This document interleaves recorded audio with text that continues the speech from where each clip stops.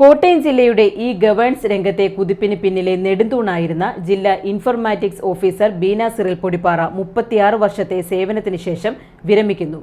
Computer പ്രചാരത്തിലാകും മുമ്പ് ഇതിലൂടെയുള്ള വിവരശേഖരണവും കൈമാറ്റവും സ്വായത്തമാക്കി മുന്നേറിയ ഈ വനിത ടെക്നോളജിയിലെ മാറ്റങ്ങൾക്കൊപ്പം സഞ്ചരിച്ച് മികച്ച വെബ്സൈറ്റിന് ദേശീയ ഡിജിറ്റൽ ഇന്ത്യ ഗോൾഡ് പുരസ്കാരമടക്കം കോട്ടയം ജില്ലയ്ക്ക് നേടിക്കൊടുത്ത ശേഷമാണ് ഔദ്യോഗിക ജീവിതത്തിൽ നിന്ന് വിരമിക്കുന്നത്. കഴിഞ്ഞ 31 വർഷവും കോട്ടയം കളക്ട്രേറ്റിലെ 1-ാം നിലയിലുള്ള ജില്ലാ ഇൻഫർമാറ്റിക്സ് സെന്ററിലെ ഈ വാതിൽ തുറന്നു കയറി ബീന സിറിൽ പൊടിപ്പാറ കാലത്തിന്റെ മാറ്റത്തിനൊപ്പം സ്വയം നടക്കുക മാത്രമല്ല, രാജ്യത്തെ ആദ്യത്തെ സമ്പൂർണ്ണ സാക്ഷരതാ പട്ടണമായ കോട്ടയത്തെ ഇന്റർനെറ്റ് സാക്ഷരതയിലും മുന്നിലാക്കുന്ന വിവിധ പ്രവർത്തനങ്ങളിൽ സജീവ പങ്കാളിയായി എന്ന ആത്മസംതൃപ്തിയിലാണ് ഈ മാസം ഫെബ്രുവരി 29-ന് ഔദ്യോഗിക ജീവിതത്തിൽ നിന്നും പടിയിറങ്ങുന്നത്.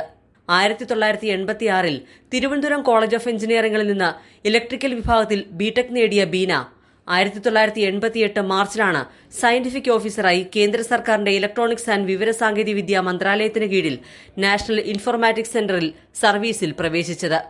തുടർന്ന് തിരുവനന്തപുരത്ത് ആദ്യ നിയമനം. 1992 മുതൽ 31 വർഷക്കാലം കോട്ടയം ജില്ലാ ഇൻഫർമാറ്റിക്സ് ഓഫീസറായി സേവനമനുഷ്ഠിച്ച് സയന്റിസ്റ്റ് എഫ് പദവിയിലിരിക്കെയാണ് ഇപ്പോൾ വിരമിക്കുന്നത്. ഇതിനോടകം നിരവധി നേട്ടങ്ങളാണ് ജില്ലയ്ക്ക് നേടുവാൻ കഴിഞ്ഞത്. 2019-ലെ ദേശീയ ഡിജിറ്റൽ ട്രാൻസ്ഫോർമേഷൻ പുരസ്കാരവും സംസ്ഥാന ഇ ഗവേണൻസ് പുരസ്കാരവും കോട്ടയം ജില്ല നേടുന്നതിനു പിന്നിലെ ചാലകശക്തിയായിരുന്നു ബീന. ഈ ജില്ലയാക്കി കോട്ടയത്തെ മാറ്റുന്നതിനുള്ള സുപ്രധാന പദ്ധതികൾക്ക് ചുക്കാൻ പിടിച്ചതും ഈ വനിത നേതൃത്വം നൽകുന്ന നാഷണൽ ഇൻഫർമാറ്റിക്സ് സെന്റർ എന്ന NIC ആണ്. വില്ലേജ് ഓഫീസ് ഭൂരേഖകളുടെ കമ്പ്യൂട്ടറൈസേഷൻ പൂർത്തീകരിച്ച ആദ്യ ജില്ലയെന്ന നേട്ടമടക്കം ഈ ഗവേണൻസ് രംഗത്ത് സ്തുത്യർഹ സംഭാവനകളാണ് ബീന നേതൃത്വം നൽകുന്ന സംഘത്തിന് കഴിഞ്ഞത്. 1992 മുതൽ കോട്ടയം ജില്ലയിലെ വിവിധ കേന്ദ്ര സംസ്ഥാന സർക്കാർ ഓഫീസുകൾ കമ്പ്യൂട്ടർവൽക്കരിക്കാൻ സാധിച്ചു. കോട്ടയത്തെ ഈ ജില്ലയാക്കി മാറ്റാനുള്ള സുപ്രധാന പദ്ധതികൾക്ക് ചുക്കാൻ പിടിക്കാൻ സാധിച്ചത് വലിയ നേട്ടമായി കരുതുന്നു. പൊതുജനങ്ങൾക്ക് വിവരങ്ങളും സേവനങ്ങളും ഇന്ന് വിരൽത്തുമ്പിൽ ലഭ്യമാണ്.